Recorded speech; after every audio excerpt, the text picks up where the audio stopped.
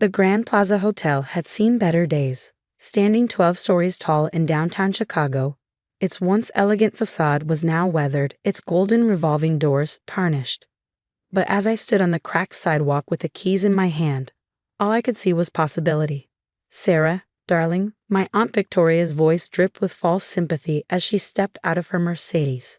"We're having a family dinner tonight to discuss the estate. Surely you'll be reasonable about this situation." I turned to face her, noting how she carefully avoided touching anything around the hotel entrance. "There's nothing to discuss, Aunt Victoria. Grandpa Joe left the hotel to me." "A bankrupt hotel," my cousin Richard chimed in, emerging from the passenger seat in his designer suit. "Face it, Sarah, the old man lost his mind at the end. This place is worthless." Maybe they were right. The Grand Plaza had been losing money for years, at least on paper.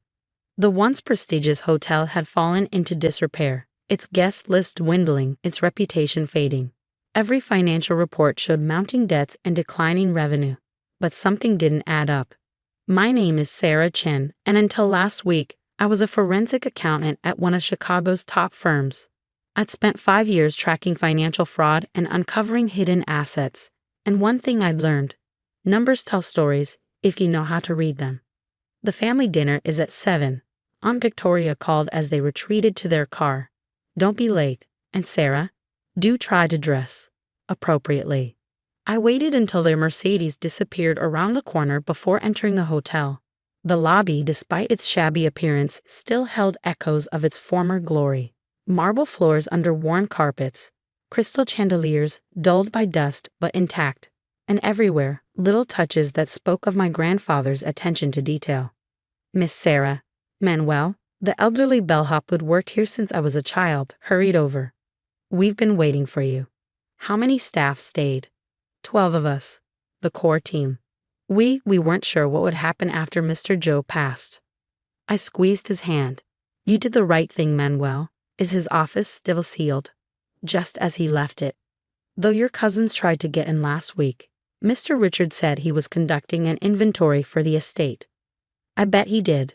Grandpa Joe's office occupied the entire mezzanine level, overlooking a lobby through windows of frosted glass. I'd spent countless hours here as a child, watching him work while doing my homework. He taught me about business, about hospitality, about seeing the stories behind the numbers. "A hotel isn't just a building, sweet pea," he'd say, showing me the books. "It's a theater where every guest story plays out. Our job is to make sure their story has a happy ending." The office door opened with a familiar creak. Everything was exactly as I remembered. The massive oak desk, the wall of leather-bound ledgers, the old safe that had fascinated me as a child. But something was different. The safe door, always closed in my memory, was slightly ajar. "Manuel," I called down the stairs. "Did anyone manage to open the safe?" "No, Miss Sarah." Mr. Richard tried. "But no one knows the combination. Your aunt wanted to hire a locksmith, but I told them we had to wait for you." I approached the safe slowly. It was an old Drummond model, the kind they don't make anymore. Grandpa had taught me the combination on my 16th birthday. Every hotel needs its secrets, sweet pea, and every secret needs a keeper. The numbers were significant dates: the hotel's opening day, my grandmother's birthday, and the day he paid off the original mortgage. But as I went to close the safe door properly, I noticed something odd, a slight gap in the metal backing. My heart started racing. In my forensic work, I'd seen this before. A false back hiding a secondary compartment. Carefully, I pressed the metal panel. It clicked, then swung open. Inside was a single leather-bound book, newer than the ledgers on the wall, and a sealed envelope with my name on it. "Dear Sarah, if you're reading this, then everything has gone according to plan. You've inherited the hotel, and our family thinks it's worthless." Perfect. What they don't know, what I've kept hidden for the past 15 years, is that the Grand Plaza isn't failing. It's thriving, but not in the way they'd understand. The ledgers on the wall show what I wanted them to see. This book shows the truth. Before you open it, you need to understand why I chose you for this inheritance. You see patterns others miss. You understand that numbers are just symbols for something deeper. Most importantly, you know that true value isn't always visible on the surface. The Grand Plaza has a secret, sweet pea, one that would destroy it if the wrong people found out. That's why I needed everyone to believe it was failing. That's why I needed you, someone who would see the truth behind the numbers, to take over. Read this ledger carefully, then go to room 1207 at exactly midnight. What you find there will explain everything. Love, Grandpa Joe. P.S. Don't go to the family dinner. They're planning to pressure you into selling. Besides, the real story is in the basement, and you'll need time to find it before they realize what's happening. My hands trembled as I opened the secret ledger. The first page was a balance sheet, but unlike anything I'd seen in the official books, these numbers told a completely different story. The Grand Plaza wasn't just solvent, it was incredibly profitable. But the money wasn't coming from hotel operations, at least not entirely. There were coded entries, references to something called Project Legacy, and payments from numbered accounts that would have made my former forensic accounting colleagues salivate. But it was the note on the last page that made my blood run cold. The real treasure isn't in the numbers, sweet pea. It's in what the numbers are protecting. Find the basement key. Everything else will make sense then. My phone buzzed. Aunt Victoria, dinner in an hour. The family has a very generous offer for that wreck of yours. I smiled, thinking of the ledger in my hands. Sorry, can't make it. Too busy being poor and worthless. I had 6 hours until midnight and a basement to find. Part 2. Legacy of Secrets. The Grand Plaza's basement wasn't on any official blueprints. I discovered that while reviewing the building plans in Grandpa's office. According to city records, the hotel had a standard foundation and utility level, but the secret ledger told a different story. Manuel, I called, finding him organizing the front desk. Has anyone ever asked about the basement? He glanced around before answering quietly. Only Mr. Joe went down there. He had a private elevator in the service area. Your cousins tried to access it last week, but... He smiled. I might have forgotten to mention where it was. The service elevator looked like a storage closet unless you knew what to look for. A keypad was hidden behind a panel, and next to it, barely visible, was a quote etched into the metal. Every story needs a foundation. Grandpa's favorite saying. I checked my watch. 10:45 p.m. Time to solve this mystery. The ledger's entries became more intriguing as I studied them. Regular payments from Swiss bank accounts, references to artifact storage, and historical preservation. Most interestingly, a pattern of guests who paid enormous sums for stays in specific rooms, including 1207. My phone buzzed again. Richard this time. You missed quite a dinner. Last chance to be reasonable about this. Our offer expires at midnight. Of course it did. The elevator keypad accepted the same combination as the safe. As I descended, I realized this wasn't a short trip to a basement. The elevator went down at least 6 floors below street level. When the doors opened, I gasped. I wasn't looking at a basement. I was looking at a museum. Climate-controlled rooms stretched in every direction, filled with artifacts, artwork, and historical documents. Each piece was carefully cataloged with detailed provenance records and insurance documentation. This wasn't just storage, this was a recovery operation. Impressive, isn't it? I spun around. An elderly man in an impeccable suit stood watching me. Dr. Marcus Kling, he introduced himself. Your grandfather's partner in Project Legacy. I've been waiting for you. Over the next hour, Dr. Klein explained everything. Project Legacy wasn't just about preserving history, it was about correcting it.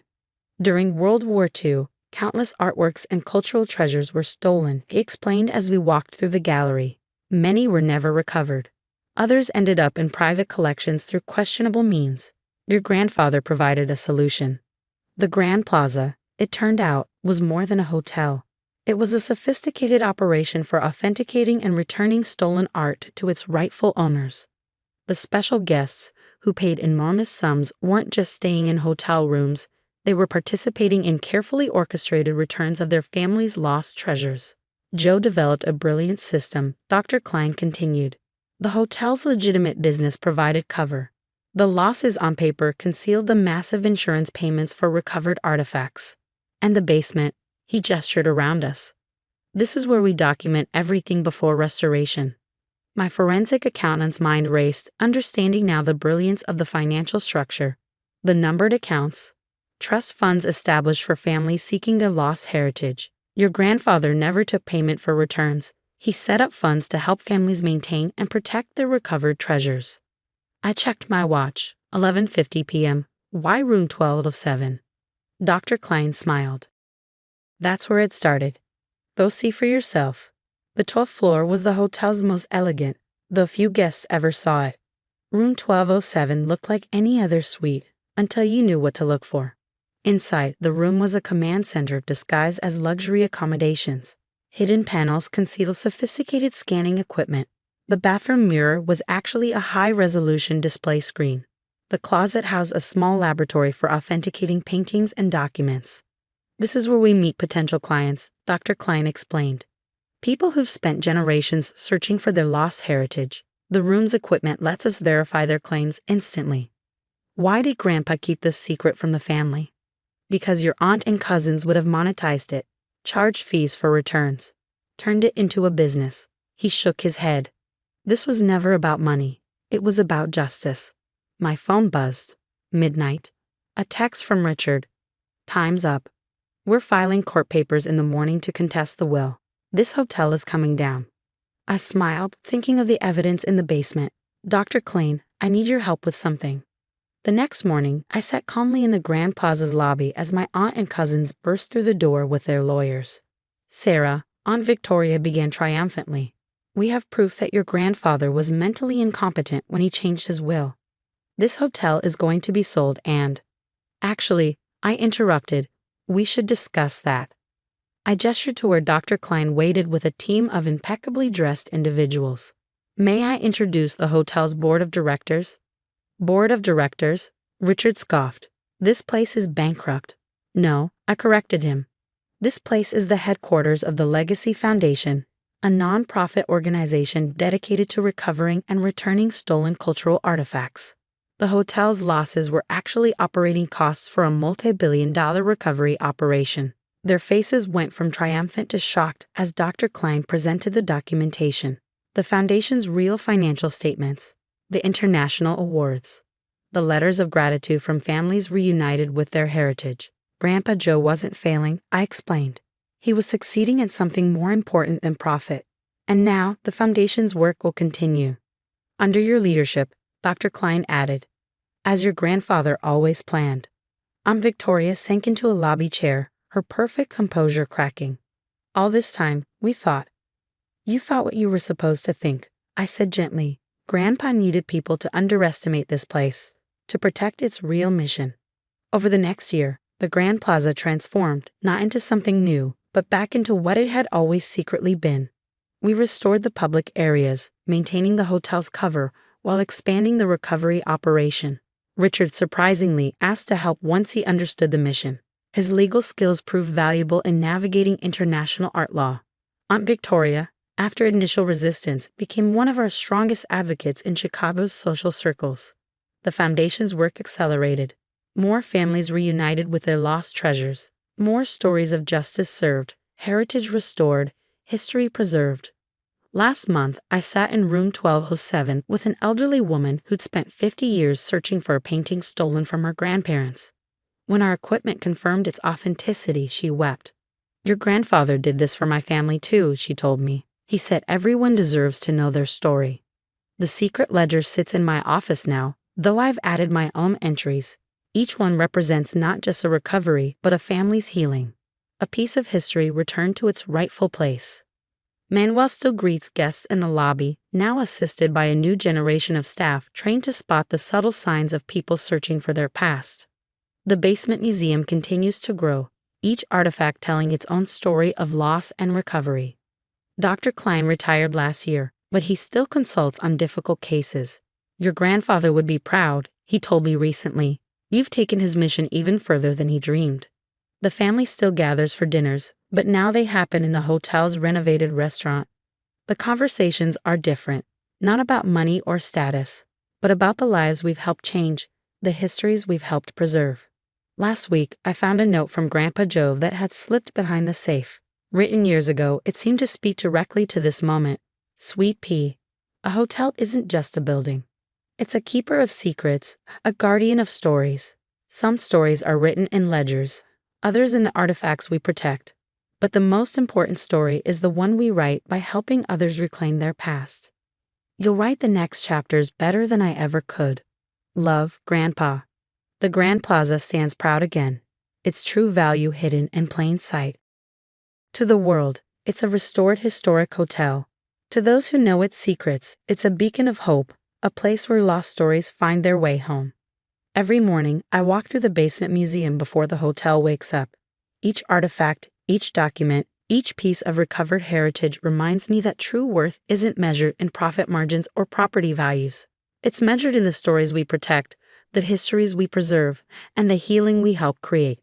That's the real legacy of the Grand Plaza, and like every good story, it's still being written.